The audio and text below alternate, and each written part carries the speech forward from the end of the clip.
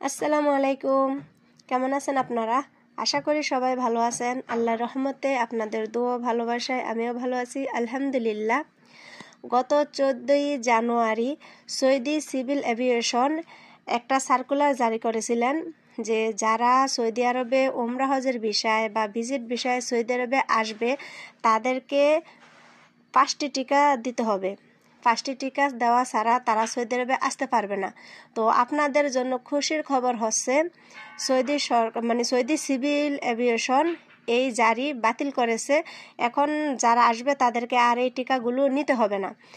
এই টিকাগুলো ছিল মূলত যারা উমরা হজের বিষয়ে আসবেন এবং যারা ভিজিট বিষয়ে আসতে চাচ্ছেন তাদের জন্য। আর যারা কাজের বিষয়ে আসে সৌদি আরবে আসে তাদের ক্ষেত্রে কিন্তু কখনো এই টিকার বাধ্যবাধকতা ছিল না।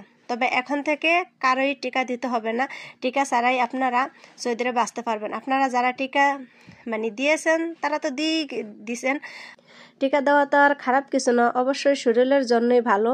আর যারা এখনো টিকা দেন নাই, দেওয়ার জন্য প্রস্তুতি নিচ্ছেন, তাদেরকে বলছি আপনাদেরকে আর টিকা দিতে হবে না। সৌদি সিভিল এভিয়েশন এটা বাতিল করেছে। তো আপনারা টিকা ছাড়াই এখন সৌদি আরবে আসতে পারবেন। তো যারা আমার ভিডিওটি দেখতেছেন তারা আমার ভিডিওটি শেয়ার করে দিয়েন, যাতে করে যারা সৌদি আরবে আসতে চাচ্ছে তারা যাতে এই খবরটা পেয়ে আর টিকার জন্য হয়রানি না হয়, তারা যেন খুশি মনে সৌদি আরবে এসে পৌঁছতে পারে।